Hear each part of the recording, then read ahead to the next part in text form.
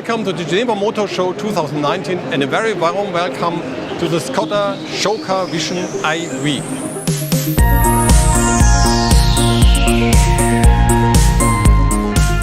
SKODA Interior Design is standing for a huge space inside. You see it here, and we underline this with the lightness we bring in with our crystal lines in the glass pads in the interior. The underline is also, this is lamels floating to the front screen, and about the dashboard, which have the gesture of the grille in the exterior over the whole wideness of the interior up to the doors. So we get really a huge and wide space, and this is authentic language for SKODA in the interior.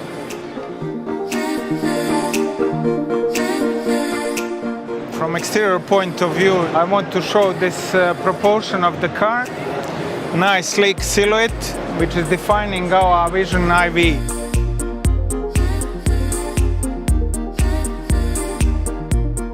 Front part of the car is defined by crystalline headlamps, traditional Czech crystal. We have a line running through the grille without interruption, very unique, very authentic, very proud to be Škoda. We have our crystal badge here. We have aerodynamic filter like air curtain here, which improves aerodynamics of the car. Very functional and very authentic.